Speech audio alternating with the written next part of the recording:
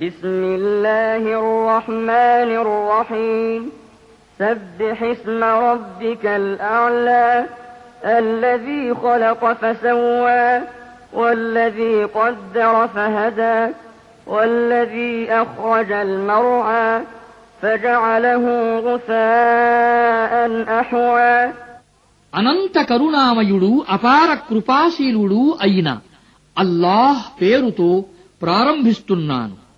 ఓ ప్రవక్త, మహోన్నతుడైన నీ ప్రభువు నామాన్ని కొనియాడు.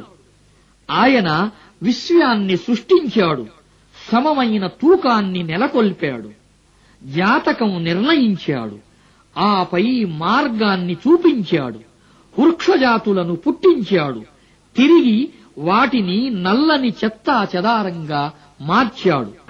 سنقرئك فلا تنسى إلا ما شاء الله إنه يعلم الجهر وما يخفى మేము నిన్ను చదివిస్తాము, ఆ తరువాత నీవు మరచిపోవు అల్లా కోరిన దానిని తప్ప.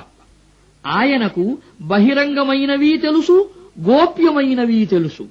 وَنُيَسِّرُكَ لِلْيُسْرَى فَذَكِّرْ إِن نَّفَعَتِ الذِّكْرَى سَيَذَّكَّرُ مَن يَخْشَىٰ وَيَتَجَنَّبُهَا الْأَشْقَى الَّذِي يَصْلَى النَّارَ الْكُبْرَى ثُمَّ لَا يَمُوتُ فِيهَا وَلَا يَحْيَىٰ మేము నీకు సులభమైన మార్గంలో ఉండే సౌకర్యాన్ని కలుగజేస్తున్నాము.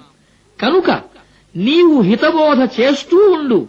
హితబోధ గనక లాభదాయకమైతే దేవునికి భయపడేవాడు హితబోధను స్వీకరిస్తాడు.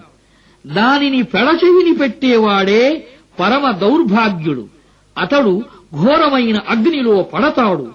ఇక అందులో అతడు చావడు, బ్రతకడు.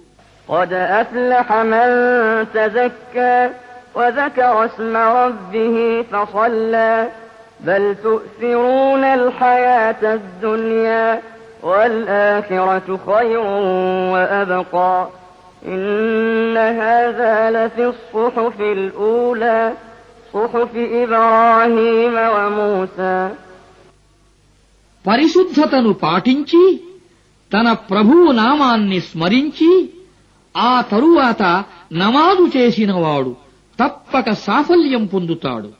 కాని మీరు ఐహిక జీవితానికి ప్రాధాన్యం ఇస్తున్నారు. వాస్తవానికి పరలోక జీవితమే మేలైనది, శాశ్వతమైనదిను. ఈ విషయమే పూర్వం వచ్చిన గ్రంథాలలోనూ చెప్పబడింది, ఇబ్రాహీం, మూసాలపై అవతరించిన గ్రంథాలలో.